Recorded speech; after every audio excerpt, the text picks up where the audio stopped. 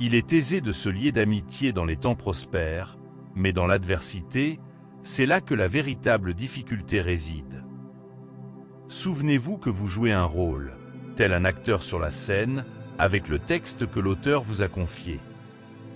Que ce soit court ou long, cela dépend de vous de bien jouer votre partition, mais pas de choisir le texte lui-même. Il n'existe pas un seul chemin vers le bonheur, mais plutôt le fait de cesser de se tourmenter pour des choses qui ne sont pas sous notre contrôle. Ne laissez pas les pensées négatives envahir votre esprit, car elles n'ont de pouvoir sur vous que celui que vous leur accordez. Un sage est celui qui ne regrette pas ce qu'il n'a pas, mais se réjouit de ce qu'il possède. La vie est un jeu, et bien joué, c'est une réussite magnifique. Ne cherchez pas à vous débarrasser de vos propres problèmes, mais plutôt à les rendre insignifiants. Toutes choses ont une double poignée, l'une par laquelle on peut les porter, l'autre par laquelle on ne le peut pas. Si votre frère a des torts, ne le jugez pas selon ses torts, mais souvenez-vous qu'il est votre frère, qu'il a partagé le même foyer, et ainsi, portez-le là où il est possible de le supporter. Soyez souvent silencieux, ne disant que ce qui est nécessaire et en peu de mots. Blâmer les autres pour nos malheurs est un signe de mauvaise éducation. Blâmer soi-même indique que l'éducation a commencé. Ne blâmez ni vous-même ni les autres. Cela montre que l'éducation est complète. Ce n'est pas en montrant leur nourriture aux bergers que les moutons prouvent qu'ils ont bien mangé, mais en montrant leur laine après digestion. Faites de même. Ne montrez pas aux profanes les principes de la philosophie, montrez-leur plutôt les effets une fois que vous les avez assimilés.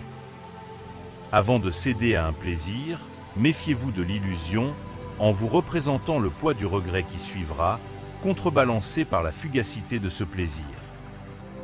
Si le plaisir semble toujours tentant, alors succombez Y.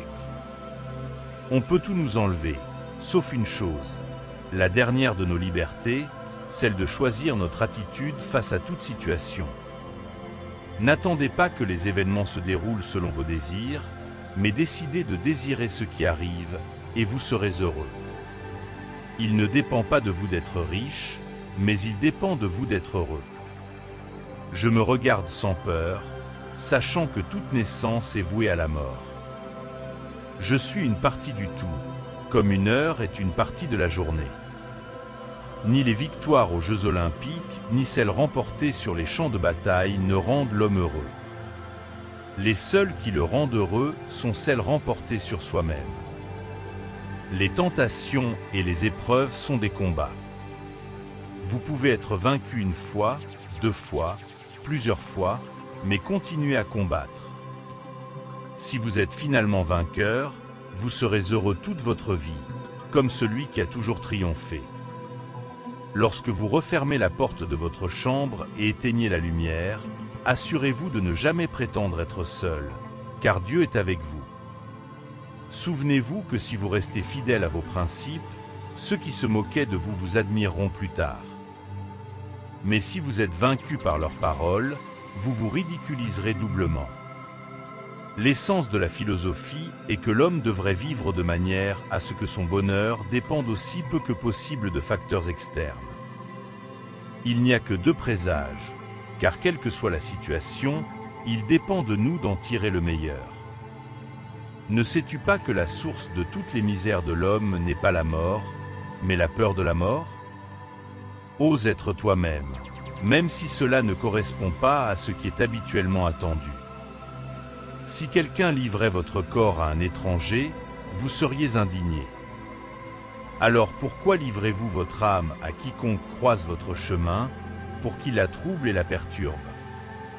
Si quelqu'un vous fait du mal ou parle mal de vous, souvenez-vous qu'il pense avoir raison d'agir ou de parler ainsi. Il est donc impossible pour lui de suivre votre jugement, mais seulement le sien. Ce qui trouble les hommes, ce ne sont pas les choses, mais les jugements qu'ils portent sur ces choses. Ne liez pas un navire à une seule ancre, ni une vie à un seul espoir. Si votre voisin se salit, vous ne pouvez pas vous frotter à lui sans vous salir. même si vous êtes propre vous-même. Être libre, c'est vouloir que les choses arrivent non pas comme vous le souhaitez, mais comme elles arrivent. Si l'on vous rapporte que quelqu'un dit du mal de vous, ne vous justifiez pas contre ses propos, mais répondez que s'il ne connaissait que cela, il ignorerait les autres vices qui sont en vous. Cette citation d'Épictète reflète l'approche stoïcienne face aux critiques et aux jugements d'autrui. En conseillant de répondre ainsi, Épictète encourage à adopter une attitude sereine face aux commentaires négatifs. Lorsque vous êtes confronté à une critique ou à des paroles malveillantes, cela ne devrait pas perturber votre paix intérieure. Au lieu de réagir impulsivement ou de vous sentir blessé, considérez que la personne en question ne connaît qu'une partie limitée de vos caractéristiques ou de vos actions.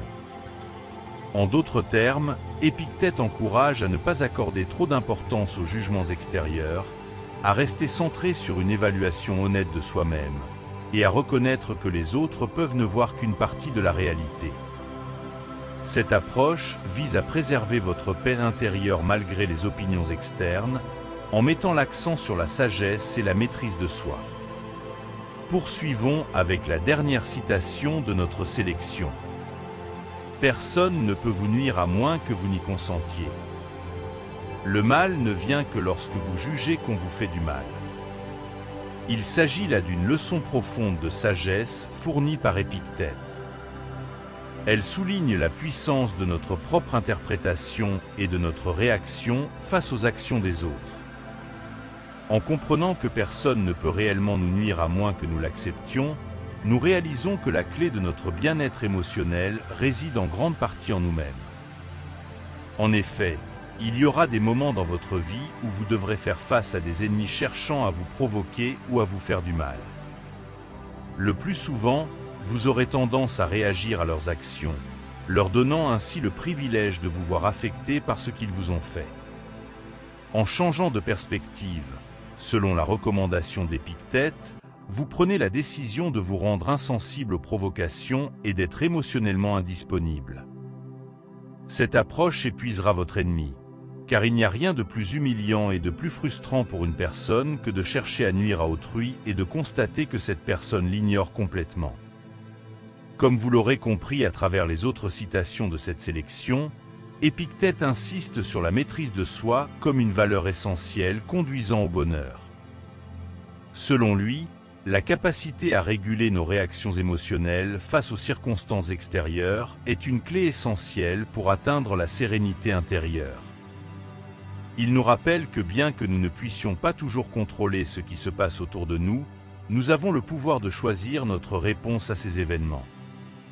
En cultivant la maîtrise de soi, nous nous libérons des emprises émotionnelles impulsives, évitant ainsi la détresse inutile causée par des réactions excessives.